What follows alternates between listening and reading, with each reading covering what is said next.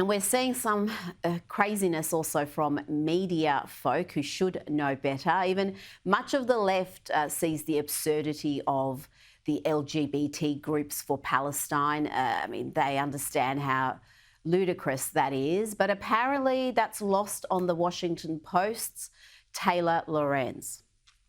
The people in these marginalized groups, obviously, they are fighting for Palestine, right, for the Palestinians and for what's happening in Gaza. But yet in Gaza, they would not have any freedom.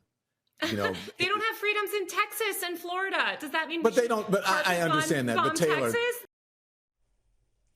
Oh my gosh, Douglas. I don't know exactly what rights gay people don't have in Texas and Florida, but even Don Lemon had to step in to bring some sanity to that discussion. Taylor Lorenz is a complete airhead, know nothing. She's not a journalist, never has been. And unfortunately, the Washington Post has given her a berth of a kind where she does totally unimportant work and sort of just gibbers away about obsessions of her own. But what she just said there is, again, a demonstration of a completely lost person, a morally lost person.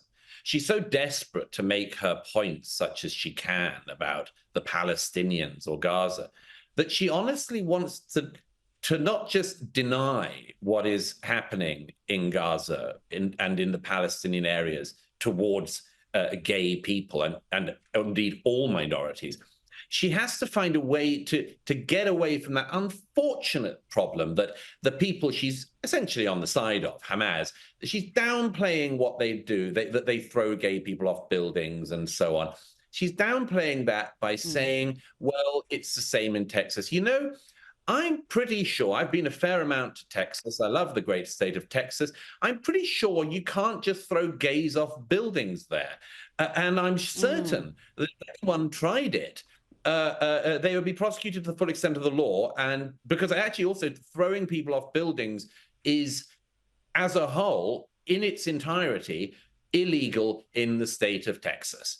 And not just the gays, you can't throw anyone off a building in Texas. So if Taylor Lorenz honestly wants to defend her apparently friends in Hamas to such an extent, she should realize that she should really find a new way of doing so, because all she's done here is tried to ignore the crimes of Hamas and actually smear the state of Texas, among others. And anyway, good luck to her with whatever grift she's got coming next. But it's a great shame, because the Washington Post used to be a fine paper and used to employ and still does employ some very good journalists. So they must be so embarrassed to have Lorenz among their midst. Well, yeah, Washington Post isn't what it used to be. And before the Washington Post, she was at the New York Times. So she's been at some major publications, but that's the thinking right there.